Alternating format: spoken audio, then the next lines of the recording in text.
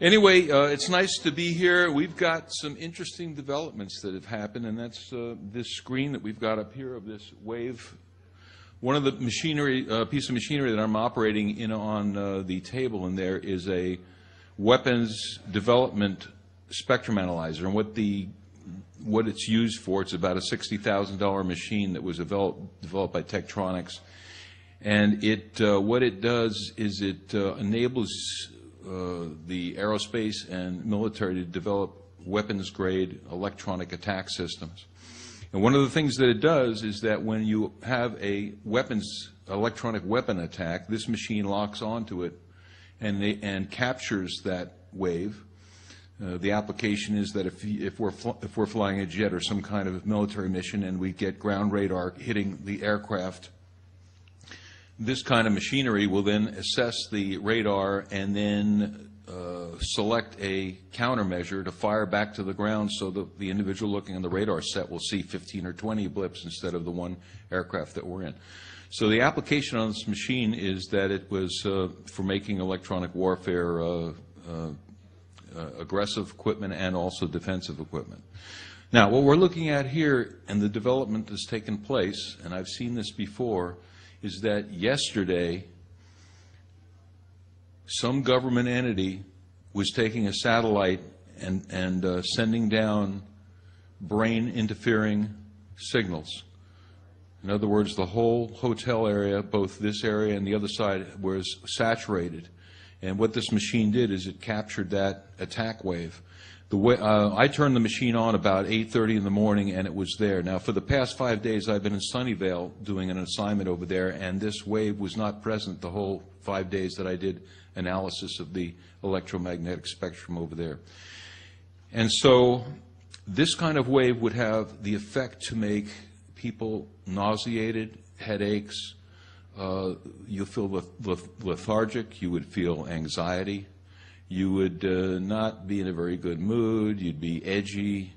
You would, your body would be telling you it's time to go somewhere else because this place doesn't feel good. Now, this morning, when we turned the system back on again and make another analysis, that wave is gone. So either the satellite that they had in position to expose us to this has moved, or they decided that they just wanted to give us a one solid day dose of it. It did shut down last night just before the banquet, and so we had a good solid 8-10 hours of exposure to this thing.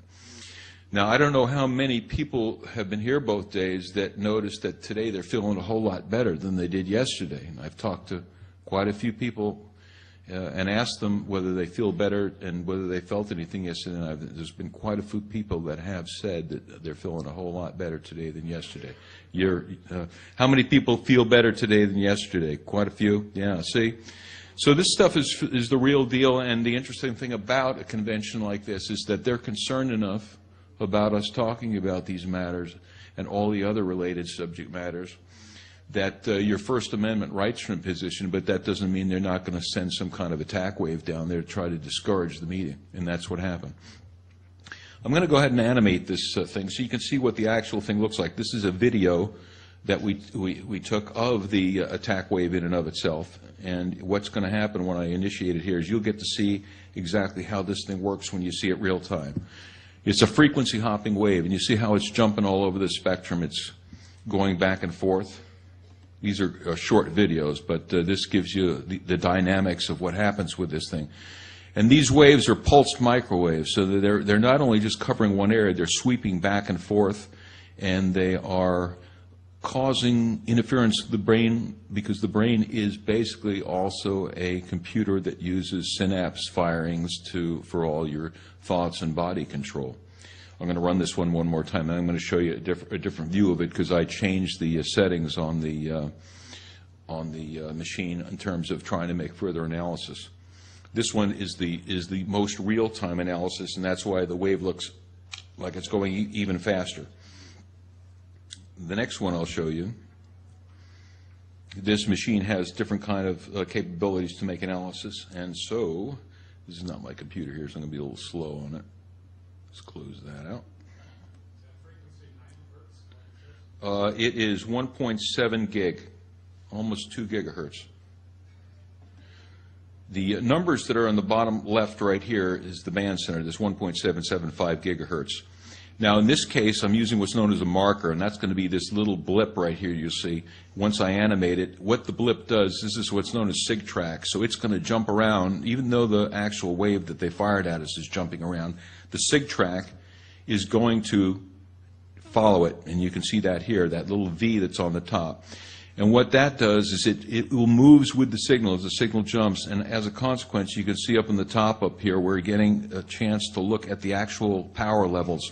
The number that's rotating in the upper right corner says minus 50, 50, 40. What it's doing is summating those different power levels that are being fired at. Now, the actual level of this thing, in terms of its power right now, or when we captured it, it's running about 2 times the power of an FM radio station. Now, if you think about an FM radio station, normally they're they can be anywhere from 35 million watts to somewhere in the range of 50 megawatts. So for a signal to come up to these levels where you're roughly twice your ambient FM station means that we're dealing with a fair amount of power coming out of the sky. Get this thing to run one more time, and then we'll move on to the last one. The numbers in the top left is the actual frequency that it's hopping to. It's 1.771, 776. So this is what was being radiated down on all of us from above yesterday all day long. And now that I've told you about it, you can maybe think back also on maybe some things you were feeling yesterday that just weren't quite right. And because we are archiving this attack, and you know, it's interesting, you don't often get a chance to capture these attacks. Usually they're not so brazen that they're going to want you to see exactly what kind of technology they're using on you. So I've only had maybe 10 attacks or so that I've been able to document like this. One of the other ones was the mind-controlled meeting up in Davis, which was a few years ago with Mary Ann Stratton. I was running machinery up there also, and then we got the similar kind of attack, and everybody was feeling bad. That particular meeting was in a church that was out in a farm area, a little bit south of Davis. So I went out there with my binoculars to see if I could see any vans or any kind of cell towers or any kind of other sources that could have caused that wave, but there was nothing around. It was, once again, coming straight out of a satellite. And in my information here, we'll have a look at what some of those satellites look like as we move towards some of the other systems. But this is a special thing to be able to capture one of these things. Now, here's the last animation on this thing. And what I did on this one is I made the bandwidth wider, so we're able to see it jump over a wider range. It doesn't stay at one frequency, and that's one of the reasons that it's so efficient at causing brain interference, is because, you know, it's not just going to resonate one particular speed and one particular frequency. It's moving and jumping, and the overall motion in and of itself has a frequency to it. So this is the real deal satellite type electromagnetic brain interference type of situation. And if you want to see anything further on it, the actual machine that I captured it on is running in the other room on the table, and also we have these QuickTime videos, the video presentations themselves over in the other room as well. So, okay, that's the big news. You got hit directly. If you've been here yesterday and today, you've had the first-hand exposure to what some of these things can do. And, of course, what the intent is on developing these weapons is that, you know, we're not going to shoot people with metal bullets anymore. The whole idea is to be able to go to the battlefield and turn on weapons of this nature and jam people's ability to oppose you just because you can cause their thinking and their bodies to be so sick and so overwhelmed and so confused that they will no longer be able to fight. And the nice thing about that is that you don't have to blow up the cities, you don't have to blow up the bridges, you don't have to blow up the infrastructure like we did in Iraq and then have to go spend billions of dollars to fix it. You just jam the people that you want to jam, and that's the outcome. Okay, so let me move on. You know, I've done about 7 or 8 coast-to-coast shows, and hopefully you've heard some of them. And you can go ahead and switch the video over anytime you're ready. And what I'm able to talk about here is a little bit more flexible than I've been able to talk on the coast-to-coast show. Now, George said last night that coast-to-coast is pretty free about allowing you to speak about things, but I have to tell you and be honest with you that I did a coast-to-coast show, and it was probably 2 or 3 back, and and it was during the Bush administration. And before I was allowed on the air, I was told that do not say anything against George Bush personally.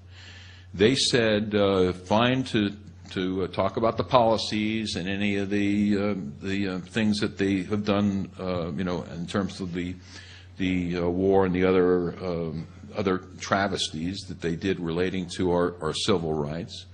But they said to me, just don't say anything personal about George Bush. So, there was fear in their hearts.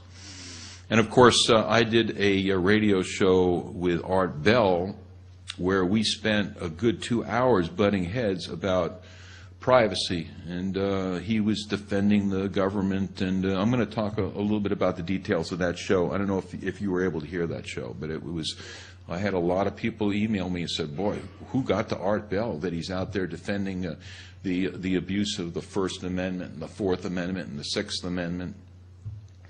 So we'll talk about that. Anyway, that we're here, I have a little more flexibility to talk a little more politico, and after listening to some of the other speakers, I'd like to make a couple of comments because basically I've studied sovereignty and law for 6 years, and I've sued the government personally 3 times. I've filed habeas corpuses. I've got a larger constitutional law library in my home than they've got in Riverside County, California. Now, thank you very much.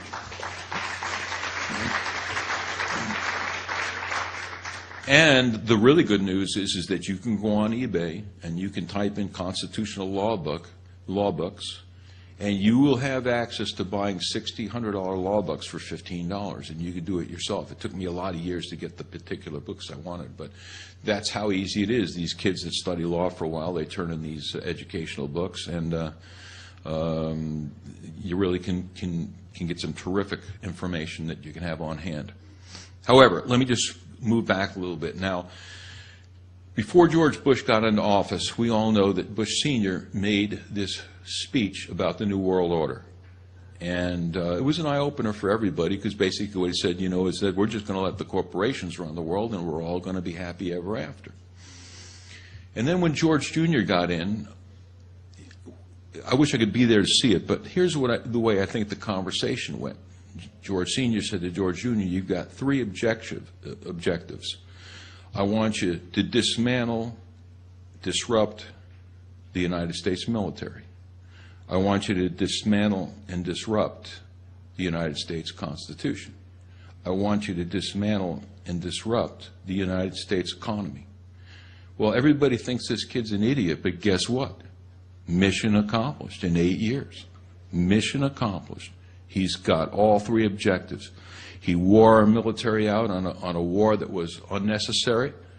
Billions and billions of dollars spent, and that isn't even the cost of human life, and not only our kids fighting over there, but all the people that they massacred in that location as well. And none of it connected to 9/11. And then, of course, they let the Wall Street people run free. Didn't do anything, as the lecturer the other morning was talking about. They did nothing to allow on these derivatives. They let it all go crazy. And now hard-working people, their 401ks are down 60%, their life savings. And then this Patriot Act, which is an abomination. The Patriot Act has attempted to destroy the First Amendment, free speech, especially with national security letters. The Fourth Amendment, for warrants necessary anytime you're going to search somebody's home, especially. Now sneak and peek warrants where they can go break into your location, they can copy your hard drive, they can take and photograph your papers, and then just leave the premises and never tell you that they were there for an extended period of time. The Sixth Amendment, to be able to just throw people in jail indefinitely without bringing them before a trial, before a court, to be able to torture people. You know, the other day when I saw Cheney on Fox News talk about torturing people, and I'm a very big fan of 1984, the book, and if we were having a course here, I would make everybody mandatory read 1984.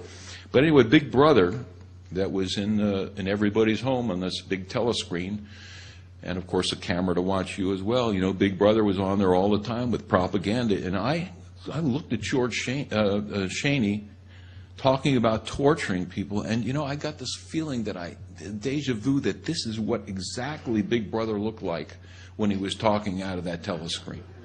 It gave me the exact, a guy that's going to sit there and tell you that I can torture people, and it's okay.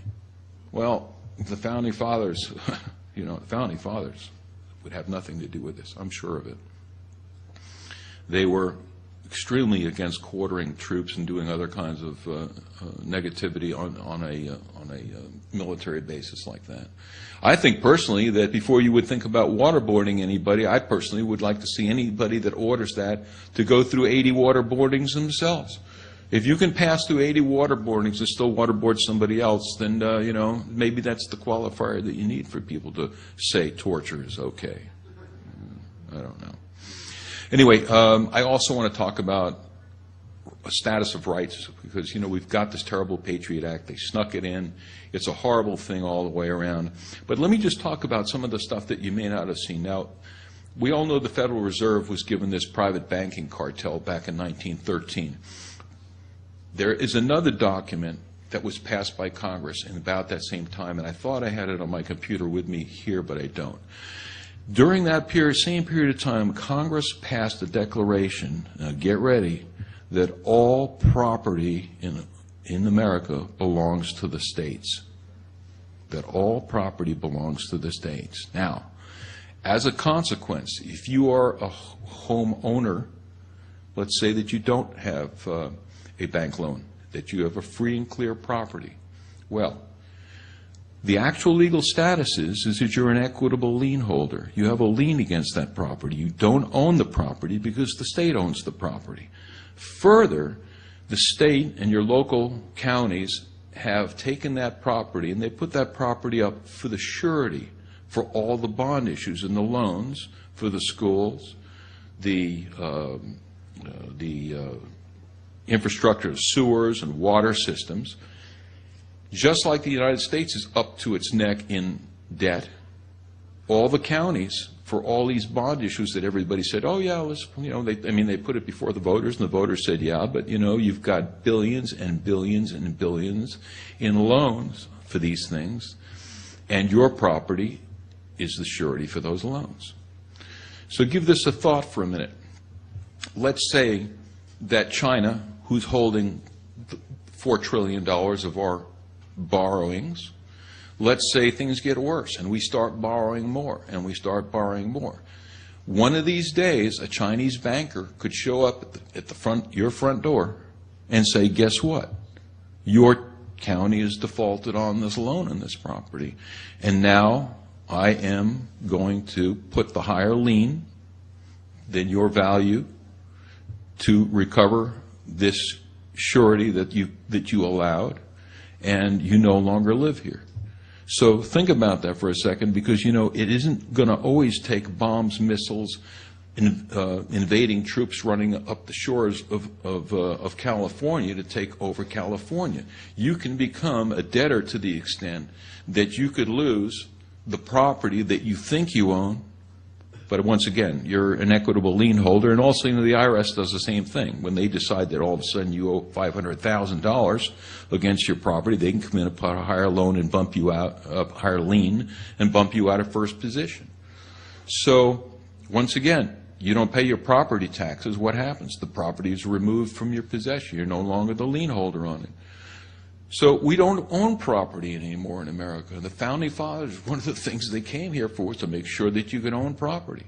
But unless you have an alloidal title or a land patent, you are nothing more than a lien holder on the property.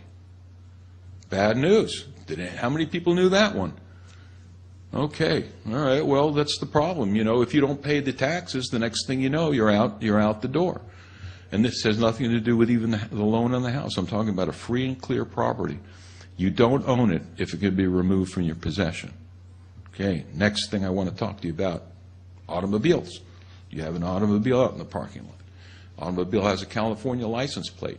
Let's say that the automobile is fully paid for. So you sit here, you think, well, I own the automobile. Guess what? You have the certificate of title. The state of California has the title. You are driving the state of California's automobile. And the state of California says if you want to drive our automobile, you have to insure the automobile. You have to make sure that you follow all the rules of the road, and you also have to accept all the penalties that come with it. And you have to realize that if you do something like drunk driving, we're going to take our car back. There's even states where if you go solicit a prostitute, they'll sell the car. So you're an equitable lien holder. You know, you can transfer the car on a lien basis to another equitable lien holder, but you are driving the state of California's vehicle. Federal Reserve notes in your pocket. Who do they belong to? Federal Reserve. So if you're driving down the road and you have $15,000 in Federal Reserve notes sitting on the seat, and a police officer pulls you over and he sees these documents, he will pull them and give them to the Federal Reserve, and the Federal Reserve says, well, prove that they're yours. Let's see some kind of bank transaction record to show us that you should be in lawful possession. So Federal Reserve notes are non-interest-bearing debt notes. So they're not money, because when on a constitutional basis, money is gold and silver. So here you go. You don't own your home, you're a lien holder. You don't own your car, you're a lien holder. You have temporary use of Federal Reserve notes. In theory, when they're in a pocket, you have the equitable use, and you have a lien on that as well. So what do you own? Gold and silver. That's it. Gold and silver. Now, in 2003, 2004, I went on the George Norrie show, and I think it was the second one, and I told George, because they put the Lear Financial in there, I told George, I said, George, I just sold all my stocks, all my bonds, all my investments, and I bought gold bullion. And I would recommend, because the Lear commercial had just run, I would recommend that all your listeners do the same thing. I was that sure of it, because I watched the markets, and I used to be an S&P trader, and things started to look really bad to me. So I went out and I bought all this gold. And I went and doubled my wealth by doing nothing other than allowing the United States government to mismanage itself. I bought most of the gold at $420, and I think it's closed around $960 or $970 today. And it's going to take off from there. My expectation is it's going higher, because, you know, you keep printing paper, these Federal Reserve notes, you know, non-interest-bearing debt notes, and people tend to think that they're money, but think about it. If gold and silver constitutionally are defined as real value wealth, then everything under the zero line is debt. So that if you do some work for me, and I owe you $100, I give you a $100 United States Federal Reserve note, then I'm discharging your debt with a debt note. So we're awash in debt. These are all IOUs that we're swapping back and forth. And as long as we all think that the emperor's got clothes, then they're worth something. But the problem is, and I've got the chart here to look at, that when you look at the chart that shows the buying power of the Federal Reserve note since 1920, it's lost 94% of its buying power. So if this was a gas tank and we were out at 94% of the gas, we'd be down to 6%. We're not going all that much further. Think about that for a second. And you know, I've heard the stories in Germany about how when their paper currency crashed, that it took a wheelbarrow of paper money to go buy a loaf of bread. And I was thinking, wow, is that really true? Well, I met a 95-year-old lady from Germany about 6 months ago, and I asked her the question. She says, it was true. That's exactly what happened. So I just want, the whole idea of this kind of gathering is to try to gain truth and awareness. And I can only tell you that when I have my assets in gold, and the gold is buried underground, it's not in safety deposit boxes, because when the banks crashed in '29, they put the chains in the doors of these buildings. All the boxes were looted. Most of the boxes. People never saw what they had. So, underground in the Earth Mother is the way I think people should go with it. And there are different techniques that you use to make sure that if you were to pass away, that other people have some idea where to get, your heirs would get it. But I can tell you what it's done for me is I can put my head on my pillow at night and I can go to sleep. But if I was sitting with my assets in Federal Reserve notes, and of course most of the 401k people have been thrown to the mat for 50% of what they had, the rate in which they are printing this paper, they say they're 11,000 billion in debt now. I like to phrase it that way. A trillion to me can't even grasp it. 11,000 billion in debt. But if you add Social Security and Medicare obligations, they're 50,000 billion in debt. It's a number that's unsustainable. Now it's unsustainable. And for some reason, I was hoping Obama would be a smart kid. He seems like an intelligent kid. But, how do you spend your way out of indebtedness? I don't understand it. How do you spend your way out of indebtedness?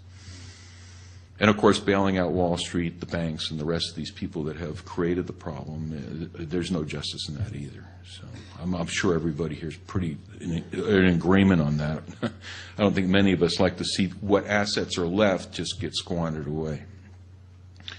Anyway, I just wanted to make some political commentary. Now, the bad news for me up here is that I'm flying this lecture aircraft, and I've got 2 of the engines burnt out because I had asked that the technical people here, come up with a projection system for me that would project printed matter. Because my situation is that technology changes so quickly that almost all my archives on things are printed. And as a consequence, for some reason, there was a cross connection, and they were unable to get the projector to do the work that I wanted done. So what's going to happen here is, luckily, most of the presentation that I've got here, I'm going to be like a 6th grader, and it's going to be show and tell. I do have the assistance of the screen here, so we're going to have a little amplification factor. But most of the paperwork and discussions I'm going to have here is information that's on the Internet. Some of it's on my website, and some of it's on other people's websites, and I can give you the keywords to Google to get any of this information that you want to pull up on your own.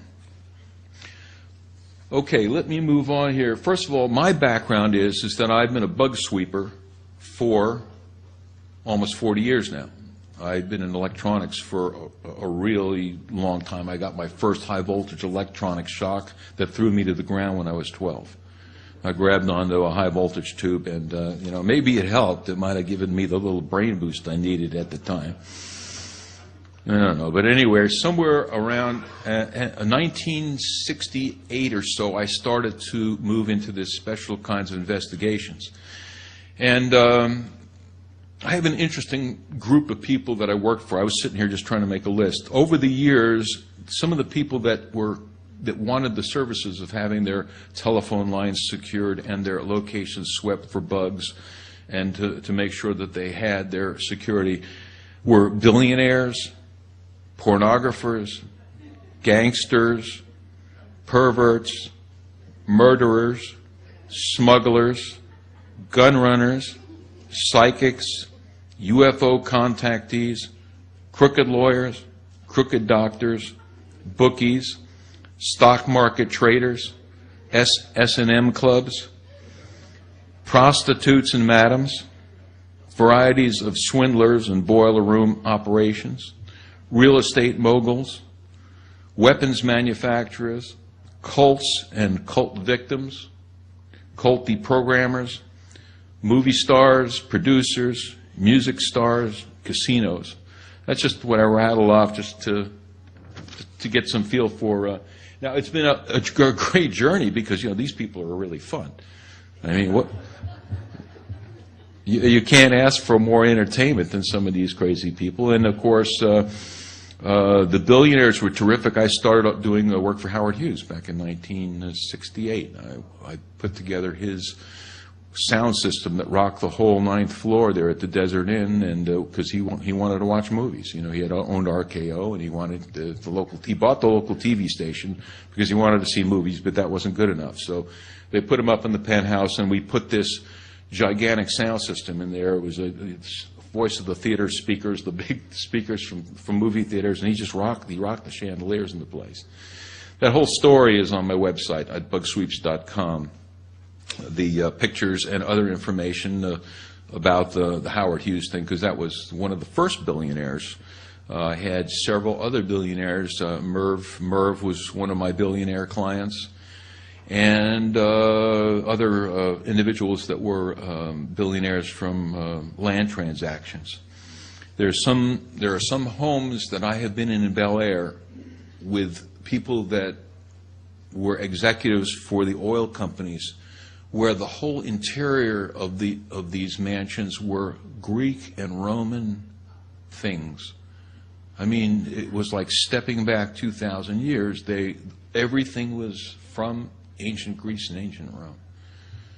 It's amazing to see how some of the people live that have these fantastic fortunes. Unbelievable.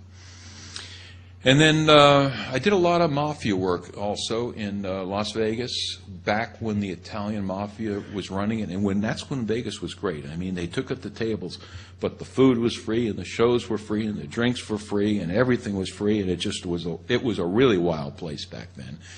And got a chance to hang out with Frank and some of the boys, and Elvis, and some of the other great stars of that time, and Las Vegas was, I pass through it now. I don't even stay there anymore. To me, it's just a shell of what it used to be. And also, I used to sweep. And some of the interesting things in Hollywood was that there was a card club hidden. It was a secret card club hidden under a nightclub on Sunset Boulevard. And this is during the 1980s. And 3 times a month I'd go there, and it was, gambling tables and all that. And 3 times a month I would go there and sweep this location. And then that evening, the Italian mafia, the black mafia, the Cuban mafia, the Russian mafia, and any other guest mafias that they had would all merge on this building. And they would gamble with one another, big stakes gambling. And they would make handshake deals because all the cocaine was at that time coming in from the CIA into Los Angeles. And these people had this distribution network, and they did everything by handshakes and suitcases of money going back and forth. And there was times where we were bodyguarding some of these people just because they were some of them were pretty Looney Tune. They would, carried a lot of guns, and a lot of people like to just shoot guns and, just for fun. Just go out there and unload a automatic. And a lot of them carried over 100,000 cash. I remember I had one, we were riding a limo with one Cuban mafia guy, and he said, I want to go to this place that has the Cuban coffee. So we're down at Southgate, and we go to this Cuban coffee stand, and he orders Cuban coffee for everybody. There's about 4 or 5 of us. And he takes out $100,000 out of his pocket. He had a roll this thick, $100,000. And people that were standing there went like, whoa. They'd never seen so much money. Big rubber bands, a big circular thing like that. And I said, put the money away, put the money away. And, we took the money out, paid for the drinks. I mean, only $5-6 for the whole thing. But, They also sent me down to, I remember one other little thing I'm going to tell you here. They sent me down to Southgate. And it's a little rundown, little dumpy place in Southgate. I can't figure out why they want me to go down there and do a bug sweep on a dumpy little place like this, So I knock on the door, and the guy that opens up is one of their bodyguards from Colombia, and he's sitting there with a AK-47 on his lap. And I said, well, why would the boss send me down? He said, well, I just sweep the place out. Check it out. Okay, so I took the sweep gear out, and I'm sweeping the walls and the floor with the gear that we've got to do that. And then there's the bedroom area in the back. I said, well, do you want me to sweep the bedroom? He said, yeah, go in there and sweep the bedroom. So I go in the bedroom, and here is boxes of cash. Boxes and boxes of cash, all 20s and in rubber bands, different color rubber bands. And I walked back out to this guy. I said, well, how much money's in there? He said, oh, there's 750, maybe $1 million. And I said, tell you what, I'll go in there and sweep it, but you better sit right there with me because I don't want anybody to think that I did any samples, you know. So I was younger and stupider, and it was a lot of danger to some of it. But then again, I had a lot of good times too. I was with Rock Hudson the night he died at his house, and that was something to see because, of course, he was one of the first famous AIDS people, and I got a chance to spend a lot of time with some very big stars and some really terrific people in Hollywood. And you know, they weren't all crazy perverts and all that, but you know, a lot of the excitement is the crazy gun stuff. I remember we were bodyguarding one place in Bel Air, and because one guy, they had made an attempt on his life, and we were sitting out there in the backyard at 2 o'clock in the morning with 2 machine guns, and the sprinkler system went on, and we machine gunned all the sprinklers. No, we thought we were being attacked. You know how sprinklers are; they all pop up there, so we're out there. Police came. It wasn't fun. Okay, let's move on to one more privacy thing. I had mentioned that Art Bell and myself had this headbutting session where I had listed and talked to him about things that he thought would be okay with him to allow the government to look into. And of course, keep in mind with national security letters that are part of the Patriot Act now, you don't even have warrants for these government people to come in and look at these categories of privacy kinds of accounts. And so, you know, we got to get rid of the Patriot Act. That's the bottom line. We've got to get rid of it.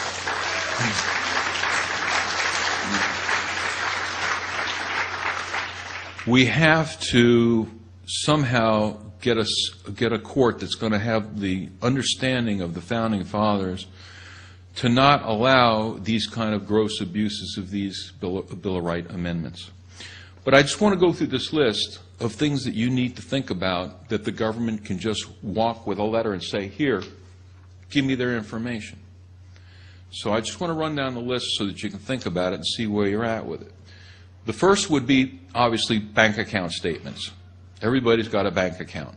Well, security agents of Homeland Security, FBI, CIA, they can just now take a national security letter and then go into a bank and say, here, give me all his bank statements. So, right there. Everything that's gone through your bank. And that would include credit card purchase statements. One of the things that drives me crazy is if you watch Law and Order, half the time when they're solving a case, the cop walks into the other cop, he says, well, his credit card statements are coming through the fax as we speak. And of course, a lot of times, they are using credit cards to place people at different locations in different times. Because if you're running your card, then that leaves this trail of not only what you buy, but when you bought it and at what time. Stock market and mutual fund statements. These are where your assets, or say your saving assets, are located. IRS tax filing records. There's a real roadmap of where your assets are, what you make, who you work for, and obviously if you're taking deductions, what you spend it on. Credit reporting agency information. You know, these government agents could just run your credit reports, and then they get this whole litany and list of where your assets are and how you spend things and where to go give the rest of the national security letters to get the other information. Landline and cell phone telephone bills. Well, this is really a problem because, you know, recently the courts have told everybody that complained about the NSA getting all the dialed number information, they, during this court lawsuit, came up and said, well, the dial information that the phone companies have in their records belongs to the phone company. Well, wait a second. I called people I wanted to call, and my expectation was that who I call is my business. Well, guess what? That's not the case. Courts say, oh yeah, you want to just take that whole database of 3 years or so, they keep the dial numbers for about 3 years, and just send it to a supercomputer in NASA headquarters, and they'll do what they call data mining, where they start connecting all these phone numbers up to one another, making these gigantic network of information. So now they know who you talked to for the past 3 years. Gasoline credit card statements. Every place you go, within the 200-mile, 300-mile increment of buying another gasoline tank of gas. They know the timeline. They know where you were. They know approximately how much gas you had, how far you could have gone. Cell phone tracking location records, and there's been a lot of controversy about this. Now, this is the way it works. When you have a cell phone and you go from point A to point B and you switch from one tower location to another, because the way cell towers are set up, and I've got some pictures here so you can get a good idea how the setup works. When you go from one cell tower to the next, there's a handoff that's involved. In other words, your cell phone does a handshake going from the tower that you're linked to the tower that you're going to link to. It says, I'm over here, and then there's an exchange of information, so that when somebody calls into the system looking for you, the system knows approximately which tower to send the call through. Now, that handshake information goes into the database of the cell company. Once again, this is database information that the NSA has now full access to, so they know everywhere that your cell phone has been when it's on for the past 3 years. How does that make you feel? Easy pass statements. In other words, when you use the Easy Pass, that's the microwave RFID that's in your automobile, so that when you go on those parts of the freeway, they know how to charge you for your use of that freeway, whatever the rate is. But that doesn't mean that those reader systems aren't working in other places, because once the RFID is in the window, any RFID reader that's near the freeway will read your presence. So a lot of people have gotten into trouble for that. They said, oh, I wasn't there, but then the RFID system says, yeah, you were. You got a charge during that time, and that's another tracking. Medical records. Well, this is the big push with these people. Let's get all the medical records on database. And that's what we're hearing right now, though we're working real hard on it. The Obama administration wants everybody's medical records on databases now. Well, you can see where that's going. Databases mean that you can move the huge amount of information around, and next thing you know, the NSA is going to say, you know what? Here's a national security letter for that person. Send me over all the data. I want to know all about their health condition. Databases are scary because, you know, as these microchips and as these databases get more powerful and more powerful, your privacy gets smaller and smaller. It's an inverse function. The more powerful the processing chip and the processing systems, the smaller your privacy. Criminal records. Oh, one more thing on the medical records. A sample of your DNA. A sample of your DNA. You get arrested in California, they take a sample of your DNA. That means that you're in that database for whatever use that they plan. At birth now. At birth, is that right? Well, wouldn't surprise me. Wouldn't surprise me. Okay, criminal records, arrest records, military records, driver's license records, satellite surveillance. Now, these satellite surveillance systems that they have can go back and look at what's happened for the past couple of weeks. So if there was one of their surveillance satellites traveling in your general area, they would be able to go back and see not only what's visible on the ground, but these satellites have radar in them. They are able to look through the roofs, and they're able to see who what bodies are in what locations. This originally was settled because they were flying aircraft around looking for people growing marijuana in the inside of the homes. And so there was a court argument about, well, you busted this guy because you were using infrared equipment to look through the actual home itself, which should be Fourth Amendment protected. So they went back and forth on that, and I don't really think that they're still clear about it, but I know that the surveillance radar satellites have the capability of looking straight through your roofs to at least to determine how many people are there, and of course they probably can determine other structures that are inside your home as well. Now, the NSA partnered with Microsoft on the security portions of the Vista system. How does that make you feel? Backdoor city. That's what it's about. They'll be able to just go straight into the back of your computer and take out whatever they want and never even have to enter your location. The other thing people are concerned about is the Manchurian microchip. What the Manchurian microchip is that all the computer motherboards come from China.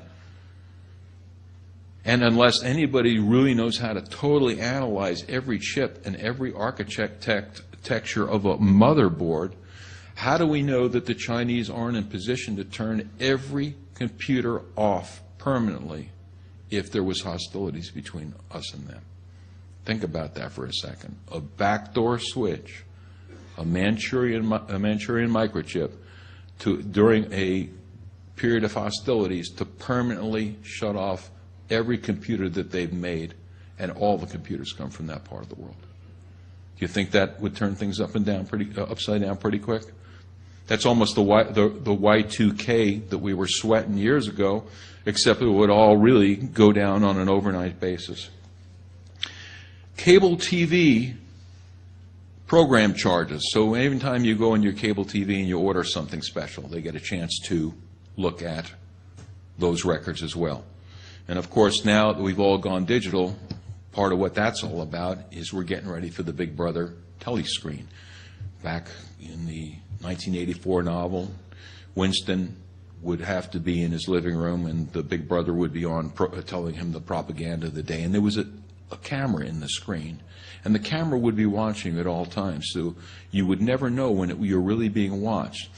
And Winston says that because that's going on, you can never show any emotion. Your face has to stay emotionless, in which case Big Brother wouldn't have a chance to assess whether you were disagreeing with the propaganda that was coming across the screen. And I only have to tell you now, relating to that you go to Las Vegas and you walk through the door of any major hotel, your face is scanned and it's sent to a database and you're compared instantly to all the cheats that they know of in their database. So facial recognition is the real deal. So anyway, getting back to this digital TV switch is happening probably today or tomorrow. We're going over to digital, and the idea on the digital is that you're going to be able to do a lot more flexibility relating to two-way communication. Now, I pulled a couple of boxes apart so far that I've gotten a chance to look at. I'm looking for cameras and I'm looking for microphones, and they're not there yet, at least not in these very first units. But it wouldn't surprise me pretty soon, just like you have on standard equipment on a PC. You have a camera these days and you have a microphone. So pretty soon, people aren't going to be real sure whether that TV box that's sitting over there is just giving you entertainment or whether it's actually monitoring you and what's going on in your home. Automobile black box data. All the new automobiles have a black box in it, just like the aircraft that they fly, that gives all the telemetry about what the automobile is doing. Some of them have different amounts of time that falls in memory. Some are 10 minutes, some are maybe perhaps longer. So anything that goes on in your car where the car gets in an accident, you don't get a hold of that black box because your insurance company confiscates it out of the car. In other words, if you get in an accident and the car's taken to a junkyard, your insurance agent is over there taking that box and they plug it in and analyze it. Internet browsing records and Google searches. Think about that for a second. Everything that you ever asked into Google could be sitting on the NSA servers. Passport and travel databases.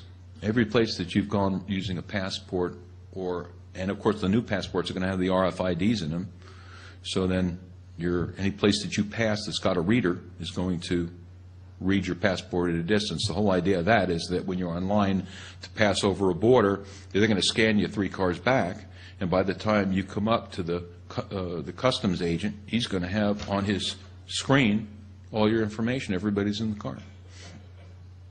Now, on this list, I just want to go back to the Art Bell show. I said, Art, okay, these are the things that I'm concerned about. And Art, and I said, do you have a problem with the government just going ahead and having these things in a database somewhere?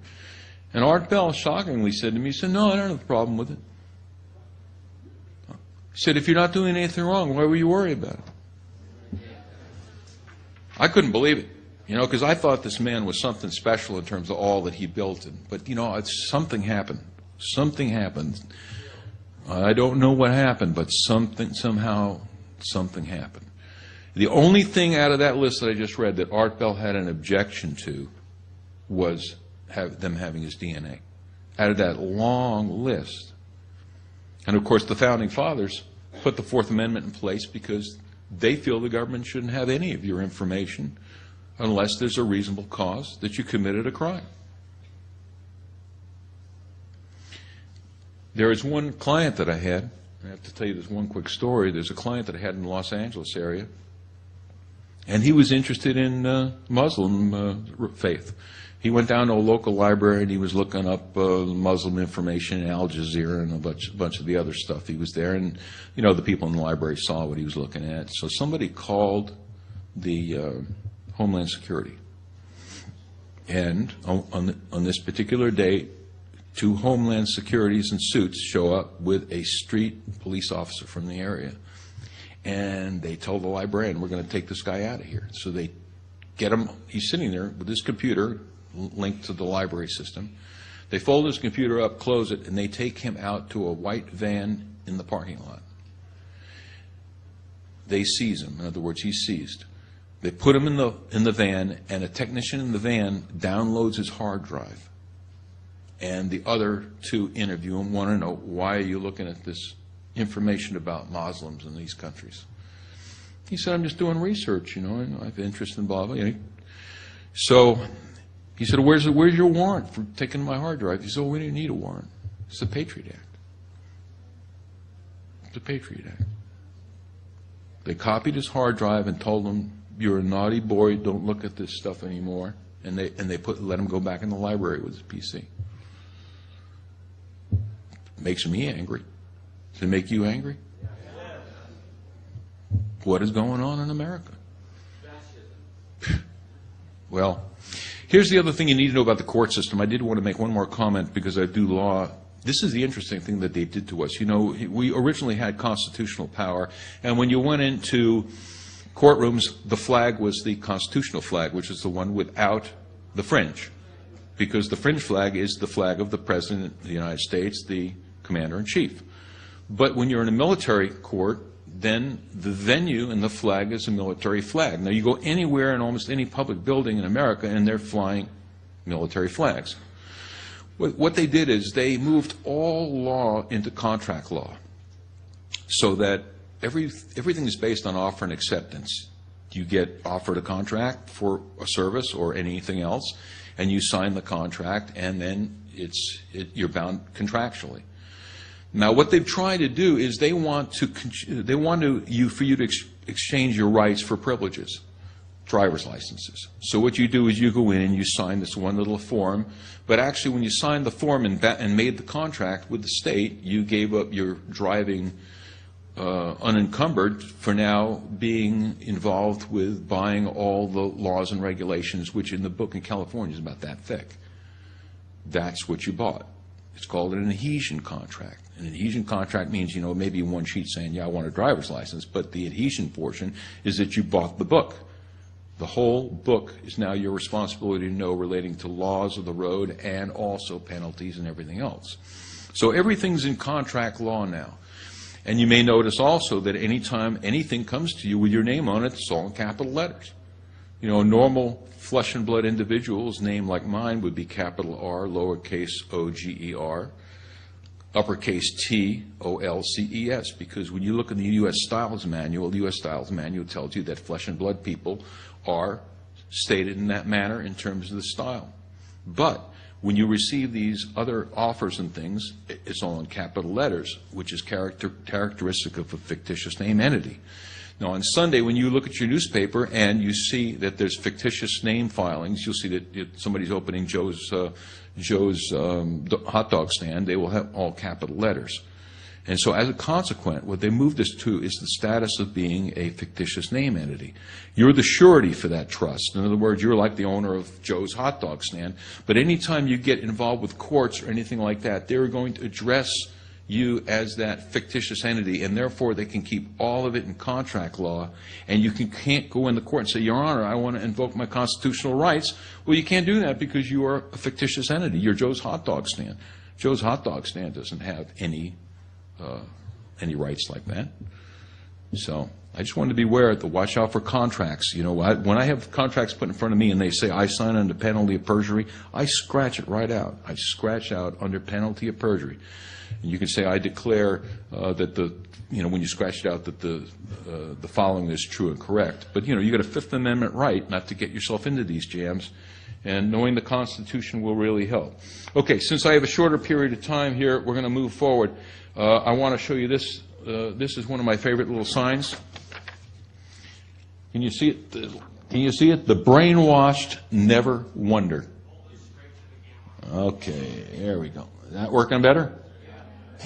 We made this up, and I love it. The brainwashed never wonder. They don't. Now, the nice thing about a group like this is that you're not brainwashed. You're here for the truth. You want to know things. You are not the brainwashed. At least they haven't gotten to you yet. You're still here. And, that's a feather in your cap. Your brain's still operating. You don't have the question mark. You're not with the sheeple. You're not going over the cliff with the rest of the sheeple. And hopefully we co-influence one another to be able to continue forward and do some of the things we need to do to reclaim our nation. Okay, this is a cartoon. You can't read it, but this is an NSA one. I love this one. He says, we're tapping your phones, analyzing your call habits, it says the NSA on his little thing here, and compiling data on your personal information to keep the bad guys from taking away your freedoms. It's a great little cartoon. Here's a chart of what the NSA is up to, and this is on the internet, and I can give you the link on this. This shows that the NSA has run its tentacles through all our major communication centers.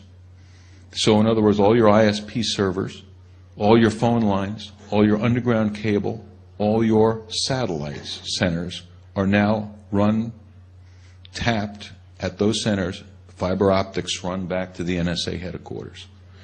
Now, the reason that this is so different than before, because before, in the days when we were using telephone lines, when there was a wiretap order, that wiretap order was specific to a particular line. And an FBI technician would go down to your local phone company if you were the object of the tap, and he'd hook across your lines, and they'd take your information, and that's how a wiretap was done. But not any longer, because now they can not only tap your ISP and your email, but if you're on a voice over IP with a Magic Jack or anything else you want to use, and I love Magic Jack, you will then have yourself in what's known as packet format. And in the internet and all these new technologies, packets flow together just like fish floating in the stream. And at the other end, somewhere down the line, your packet gets separated. Packets are breakdowns of the individual moment, second to second, but yet we're all in the same stream. So when the NSA first started to attack and want to get wiretaps on individuals, they had to go in and tap the whole data stream with everybody else on there because it all flows together. So we can no longer be assured that a wiretap would tap only the person's line that was the target. And they used a machine called Carnivore, and what Carnivore originally was a computer server that they would put inside one of these main distribution locations, and it was in a metal cage. And they would run the ISP's main cable through the cage, and it was then looking at every email traveling in that section of the country. So now we have to take the word from these people that they are not listening to anything other than they're supposed to.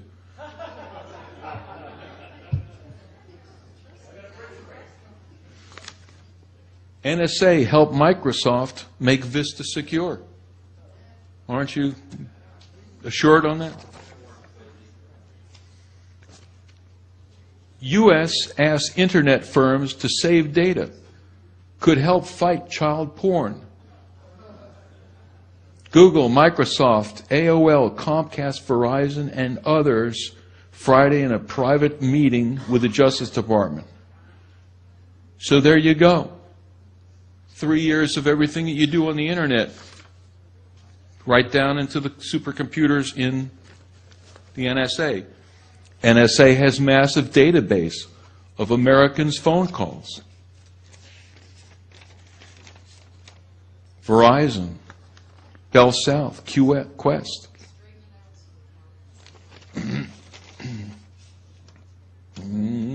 we go. Okay. Well, this is why I really need to have these guys get me the right projector. But the main thing is that you get the drift of this, and of course, all the in-depth information about these events are still on the internet. Telecoms let NSA spy on calls, and then when individuals sue these people, which has happened since then, because this article here is February 6, 2006. When American people say, hey, you had no reason to listen to my phone calls, I'm suing you, the George Bush people say, we're going to give them immunity. Just totally sidestep the Fourth Amendment and sidestep the Constitution. Patriot Act. What's the Patriot Act? That makes it okay. This is the really scary thing about where we're headed. Web users walk Great Firewall of China. And what happened is, I'm going to have to kind of read it here as well. Google, Yahoo, Microsoft, which have been pressured to help China's internet snoops restrict access to certain content and finger those trying to evade restrictions. Watching on closed-circuit TV screens are linked to the nearby police station. Looking over the shoulders of everyone, they were talking about a cyber cafe that the people are in. The data collected through the use of software are instantly transferred to the police. This is 1984 high-tech.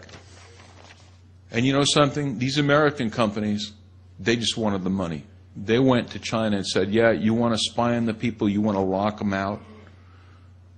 Give us the money and we'll show you how to do it. All these, you're right down the road from Silicon Valley here. And it's interesting, I went on the back streets of Silicon Valley the other day, and a lot of these companies are empty. And there is karma. I think everybody here understands karma.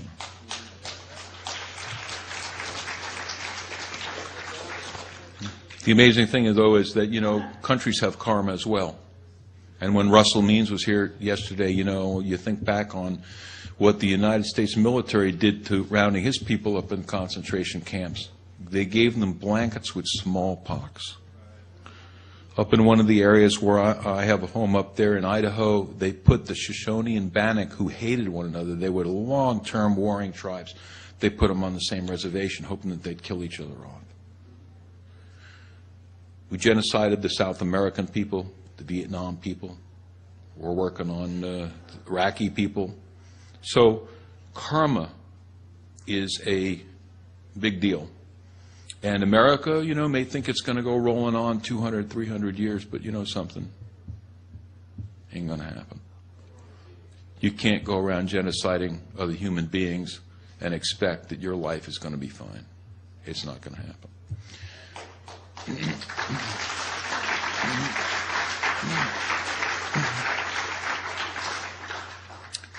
Okay, I'm going to jump over to electronic harassment, and this is where people take electronic weapons. Let me just read the definition. Electronic harassment happens if somebody uses any electronic device to aid themselves in invading your person or your property for the purpose of gathering information illegally or for the purpose of causing harm. This is electronic harassment.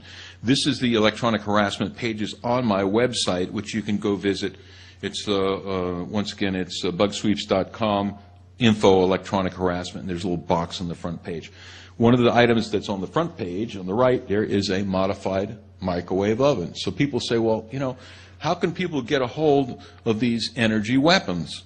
You know, the government has all the energy weapons. Nobody has energy weapons. Well, guess what? If you have a 1,200-watt microwave oven in your home, and you peel the side of the oven open, which I had a case where these people did that. They were getting a conflict with their neighbors.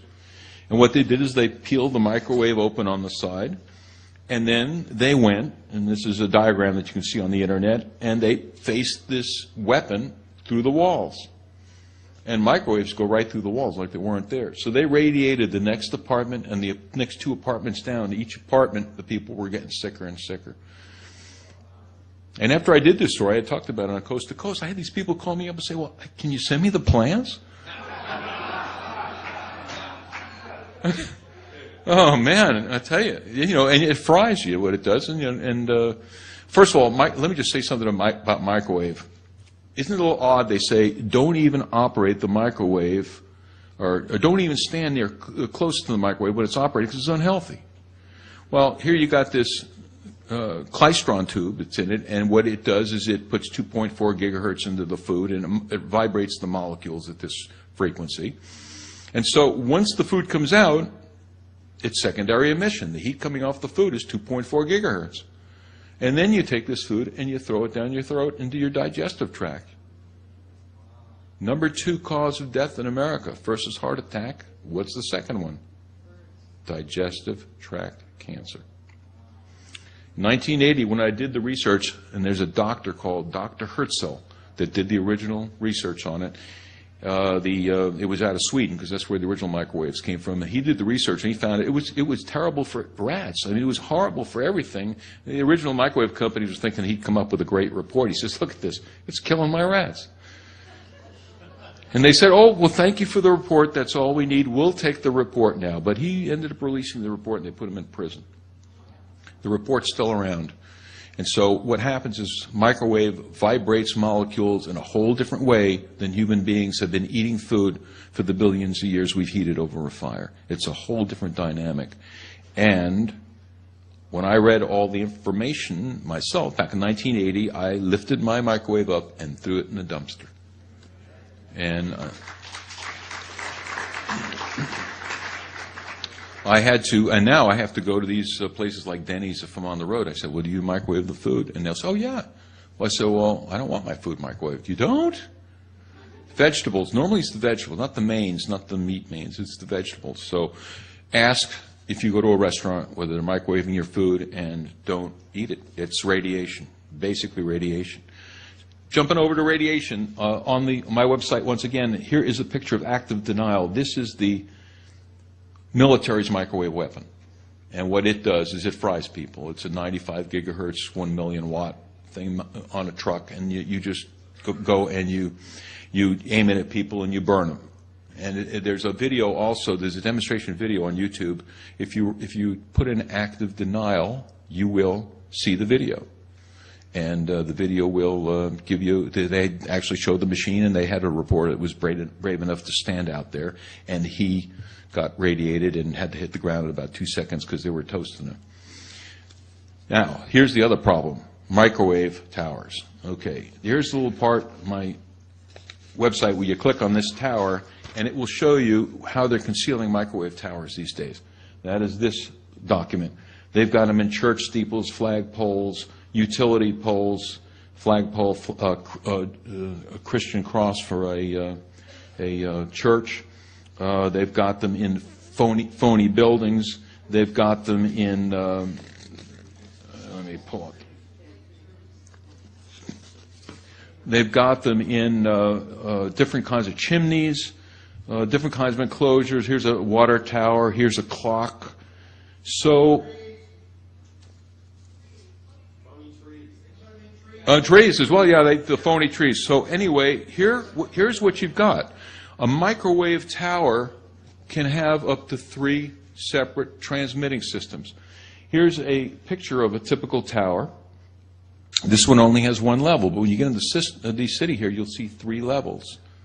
Now, here's an interesting thing. They have synthesizers. There are channels that these things operate under. And they operate in clusters like this. We have this 3 cluster right here. This is a small 3-section microwave system.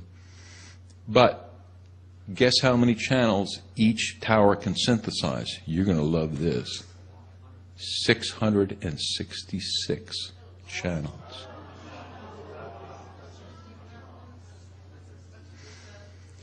That's 1 tower level, and some of these have 3 or 4 because there's an AT&T and there's all that. So what they further look like, you start expanding it out, you start to get a matrix. This is the matrix. And what this is about is not just about communication.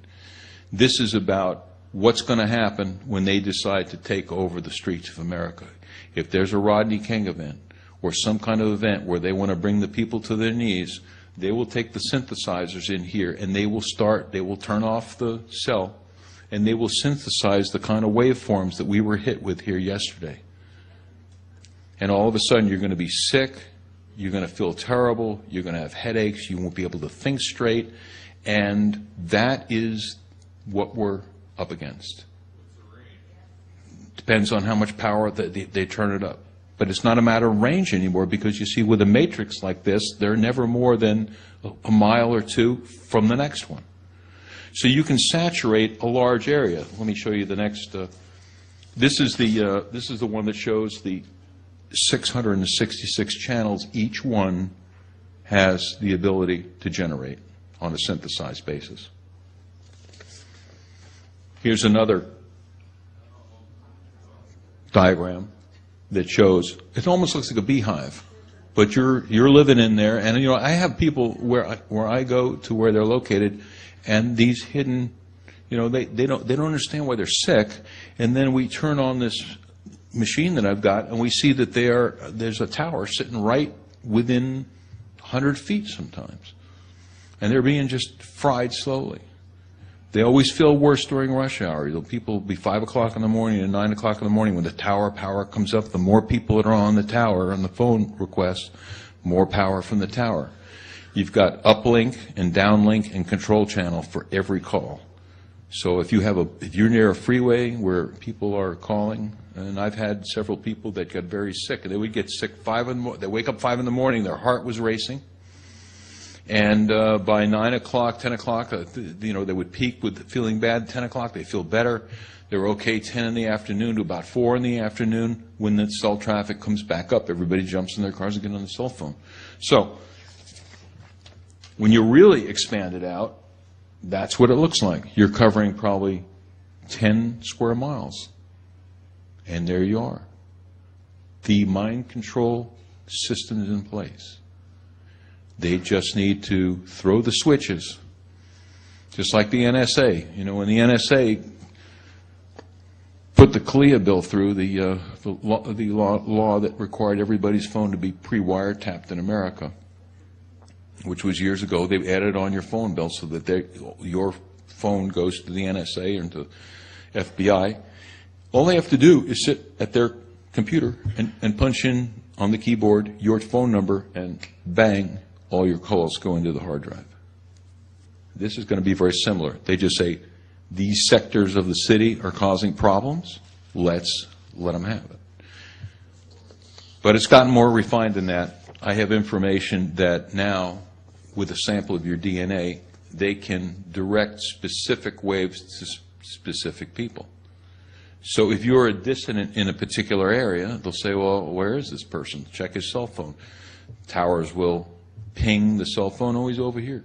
Okay, I'm going to sit at my control unit here, and we've got his DNA. Let's give him a head cold for the next couple of days. Let's give him a virus. Let's take him out. he's going to be a problem for the next couple of days. Let's just broadcast an energy waveform that will have a bio effect such that that individual, even though other people are being radiated with the same thing, there's a bioresonance to every individual, just like our fingerprint. Every person has an individual DNA, a different bioresonance. And so the original Stockland patent is on my website, where Stockland was able to go voice to skull with pulse transmissions in 92. And then after the rest of the development went black ops. We don't really know what happened after that. We knew we could put voices in group people's heads. What they did, and I know from the Russian translation from Cheryl Welsh, from reading all her translated psychotronic stuff from Russia, that they figured out how to biocode these microwaves so that it can attack specific individuals. Or you can do races. Let's say you go to Arabia. You want to just radiate and send these negative energies to Arabic people. You code it so that the Arabic DNA is the only recipient of this negative stuff, and that all the Caucasian people don't get it. It's pretty far out. Here is a YouTube presentation that is excellent. It's called Hidden Towers, Radio Frequency, and Mind Control. It's a great little movie. I won't take the time because I'm running out of time here to tell you what it's about. Go watch it. Microchip implants. We have equipment that detects microchip implants, and from the people I scan, about 15% have them. They do all kinds of different things. Some are just tracking chips where they want to know where you're going. Some are biotelemetry, which send out telemetry. Some are in the other direction, where you can send and cause people to have certain things happen to them. Most of it was done for identification. I think for the most part, now that they've got the directed energy weapon systems figured out, that they're going to stop doing the chips, because it's just too big a deal to try to chip everybody. But if you can have their DNA, and you can address each individual person on a DNA basis from these towers, from the matrix, you got it made. You got what you need. These are a couple other harassment weapons. These are lasers, because I have people that get different kind of laser attacks. That people still do use lasers to attack other individuals. This is the picture of the Iridium satellite. Now, this is a group of satellites that are geostationary that cover the planet. The next diagram is the planetary coverage. I know it's rather small for you to see, but there isn't a square inch of the world that isn't covered by these satellites. There's a total of 70. I know they lost one because they crashed one into, or somebody crashed one of them, but I think there's 76 total satellites. This was a private phone system until the United States Defense Department took it over. Iridium went out of business, so the Defense Department took it over. But it covers every piece of the planet. So our little attack visit yesterday might have been from an Iridium satellite.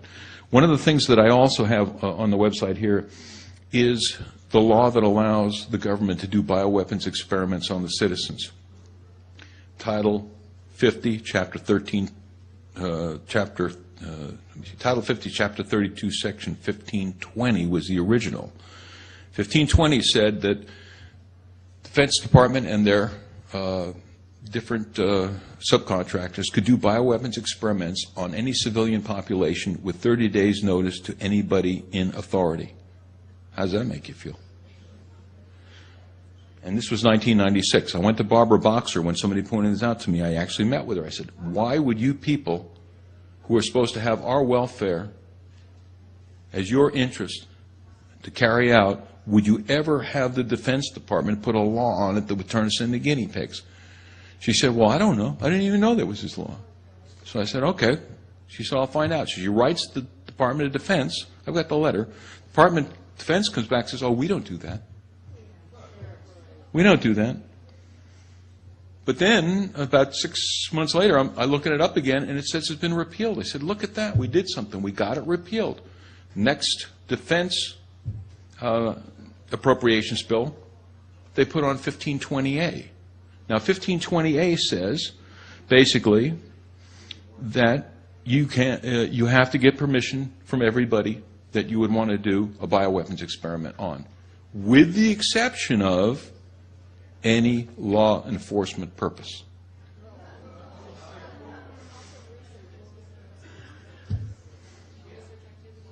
What's that? Isn't it also, I've seen something like that, it also excludes research activity. Well, that's a different one. That's a different one. So anyway, the original non-lethal weapons was under the control of the Department of Defense. The next thing we know, lethal weapons development now goes over under the control of the Attorney General. So now, law enforcement purpose, Attorney General, that's what they're up to. DARPA, Defense Advanced Projects Agency. I love their little front cover. It's got a picture of everybody standing there. They're just folks like us, you know. Only problem is that they're installing brain gates in people. This is another piece of information that's on my website. And this one has to do with this little experiment they did on a young man who was a paraplegic. There's a picture of the microchip. He was a crippled individual. He had a car accident. They drill a hole in his head. They put this interface chip in. And next thing you know, he's playing Pong with his mind. You know, the old Pong game with the pucks and the ball going back and forth.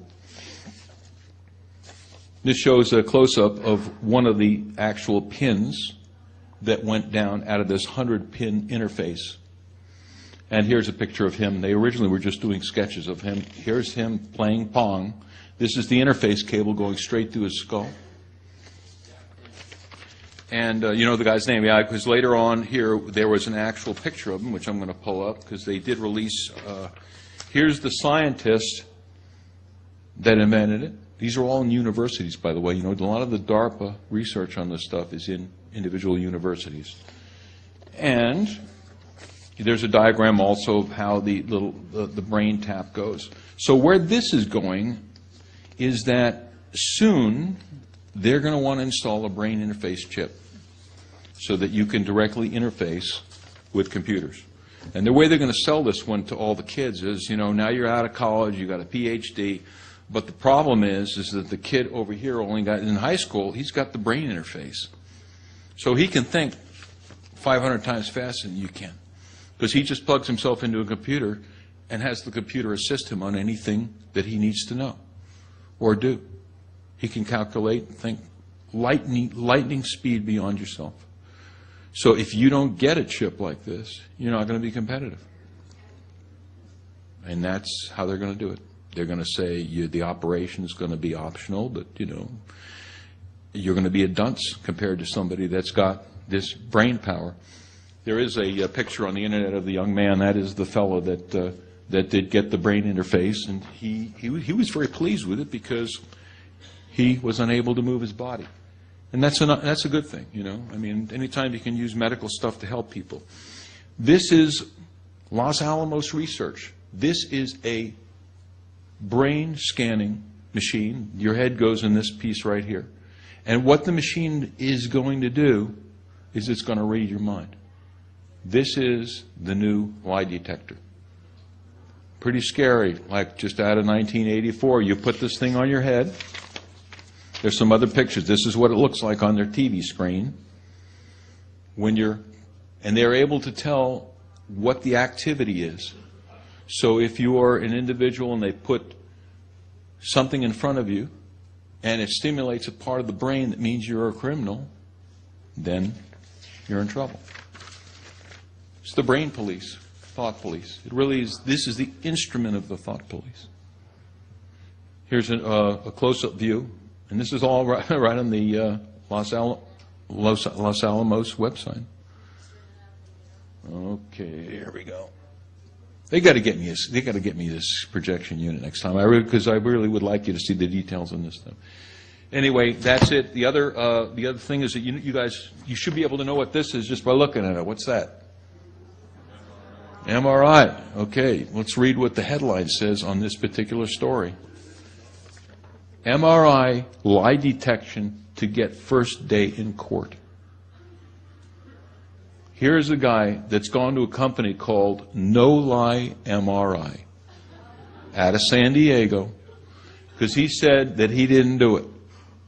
So to prove that he didn't do it, he went and took the No Lie MRI, and they ended up scanning his brain and deciding that he was not responsible for a crime.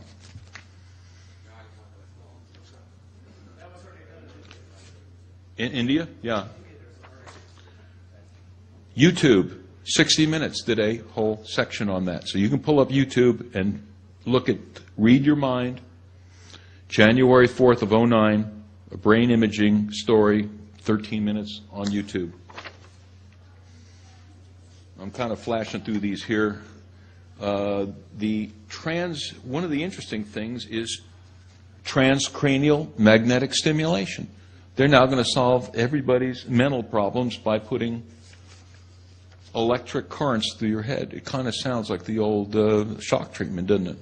But this is much more sophisticated. They're putting specific kind of energies through your brain to neutralize different kinds of thoughts and problems. And I'm sure the behavioral scientists will say it's going to correct whatever difficulties they think you have. Homeland Security detects terrorist threats by reading your mind. This is a thing called malintent, and this is a actual mobile screening system with ramps, and they're going to run all kinds of people through it that go to events and go to aircraft and all that. It says it has a series of sensors and imagers that read your body temperature, heart rate, and respiration for unconscious tells invisible to the naked eye. Signals terrorists and criminals that they may display in advance of an attack. This is a mobile screening laboratory, and there is an actual video presentation with this that's about 15 minutes that shows how it works. It really is surprising that they wanted to show it to us, but it is really something else. Okay, here on the private sector comes the Imitov system. This is a brain wave helmet that you will wear. First application is to play games with.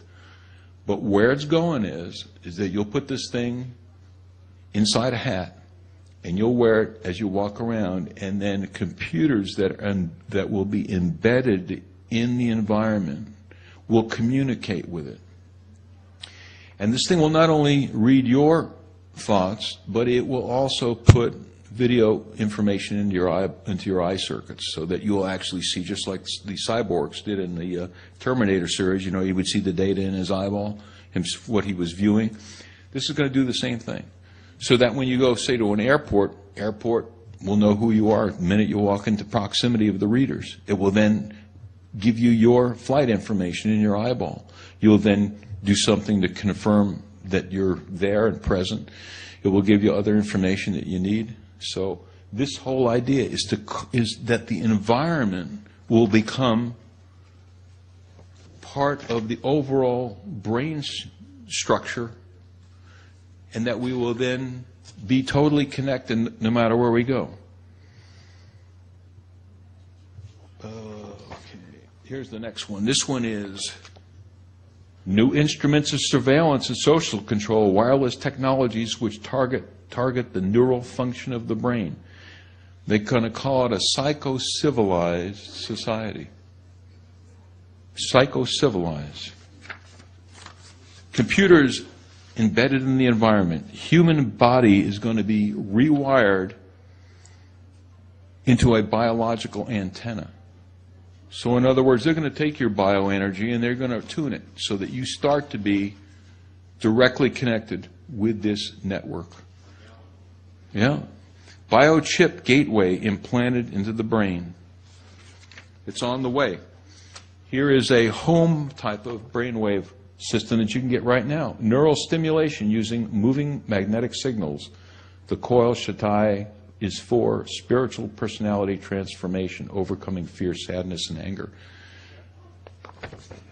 Running through quickly some of the bioweapons. Here's a kit, high voltage bio kit. This is a blaster where you electromagnetic blaster, similar to a microwave oven. So you can do that. Here's another kit company, microwave gun. So these things are around. If you want to, you can join the Directed Energy Weapons 2009. This is a conference they had for all the weapon builders. Here is a gun, which is a gun by Raytheon. You know, Raytheon, the same people that made the original microwaves, are now making the weapons. Here's a guy at the Raytheon table at a weapons convention, turning on the gun and blasting himself. I guess he had to convince himself it was painful because he looks like he's getting a lot of pain. This is a small version instead of a version that's the size of a truck. So this one here will work on a more localized basis. You can put it in your neighbor's house and attack. Am I out of time? 30 seconds. I would have loved to have you had some questions and question and answer. I know you're raising your hand. You may have to talk to me outside because I've got 30 seconds. So, at any rate, hopefully I've given you some insight. You know, when I prepared this, it was depressing. It was depressing to me because we're not going in the right direction. We're building all this further destruction stuff. So we got to do something. I don't know what to tell you, but, you know, sending your money to Washington is probably not a good idea. That's basically the way I handle it. Anyway, thank you so much. I appreciate it. Thank you.